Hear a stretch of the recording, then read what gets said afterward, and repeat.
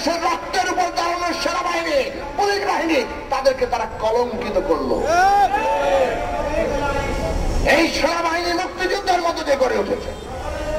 এই পুলিশ বাহিনীর মুক্তি সংগ্রামে বাংলাদেশের জনগণের উপরে যখন এই পাকিস্তানি হানাদার বাহিনী তারা গণহত্যায় ঝাঁপিয়ে পড়েছিল, এই রাজারবাগে তারা প্রথম প্রতিরোধ করেছিল।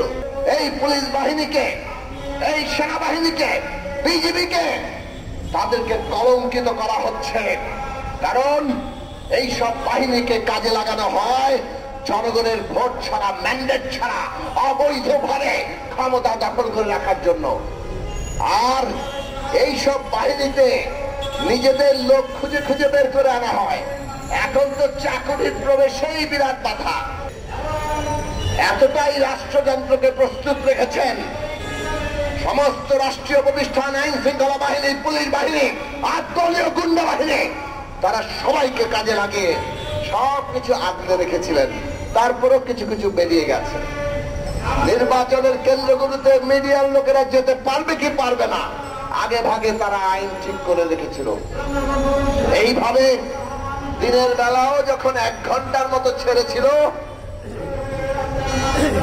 1 ঘন্টা ভোটের জন্য ছেড়েছে, তখন মানুষ যতটুকু ভোট দিয়েছে দেখা গেছে যে সবই তারা বিরোধী দলে ভোট দিচ্ছে। তারপরে তারা আবার ভোট কেন্দ্র বন্ধ করে দিল। মধ্যাহ্ন ভোজনের, দুপুরের খাওয়ার হিসেবে আবার তারা ব্যালটে সিল মেরে এমনই সিল মারলো যে কয়েকটা সংবাদ মাধ্যমে এসেছে বেশ কিছু কেন্দ্রে শতভাগ এবং তার চাইতে বেশি ভোট পড়ে গেছে। মানে ব্যালট পেপার যতগুলো আসছে সব সিল মেরে ঢুকিয়ে দিয়েছে। ওই কেন্দ্রে ভোট সংখ্যা কত সেটারও হিসেব রাখতে যায় নাই তারা। এইভাবে তারা নির্বাচন করেছে। ত্রাসের রাজত্ব কায়েমের জন্য বিরোধী দলীয় প্রার্থীদের উপর হামলা, তাদেরকে মামলা, তাদেরকে গ্রেফতার করে জেলে পোড়া, এই ছিল তাদের নির্বাচনী আয়োজন। এর মধ্যে যতটা দেখাবেন ভেবেছিলেন পারেন নাই। রাতের বেলা ভোট ডাকাতি করে সব আসন আওয়ামী লীগ নিয়ে নিল। তারপরও জেনারেল আজিজ তিনি সংবাদ সম্মেলন করে বললেন এর মতো সুষ্ঠু নির্বাচন নাকি তিনি জীবনে দেখেন নাই।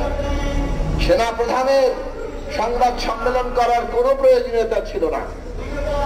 সংবাদ সম্মেলন করবে নির্বাচন কমিশন কিংবা রাজনৈতিক দলগুলো, কিন্তু তাদেরকে এটা জানাতে হলো তাদের নিজেদের কৃতিত্ব, সরকারকে ক্ষমতায় রাখার যে কৃতিত্ব, পাছে সেটা ভাগে কম পড়ে যায় সেইটা ঘোষণা দেওয়ার জন্য এই সব রাষ্ট্রীয় প্রতিষ্ঠান, দেশের রক্তের উপর দাঁড়ানো সেনাবাহিনী, পুলিশ বাহিনী, তাদেরকে তারা কলঙ্কিত করলো।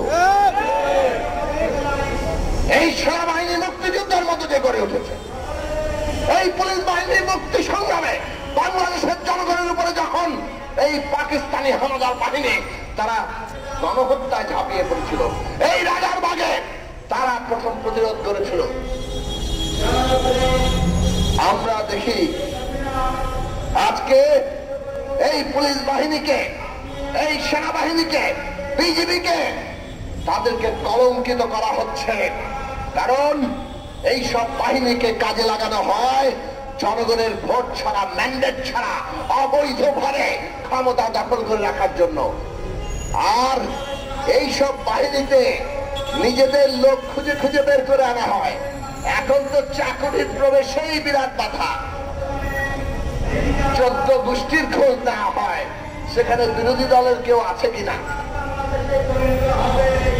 তার মধ্য দিয়ে এই সব প্রতিষ্ঠানে তারা নিজেদের লোক বসায় এবং তাদেরকে দিয়ে এইসব অবৈধ কাজ করায়।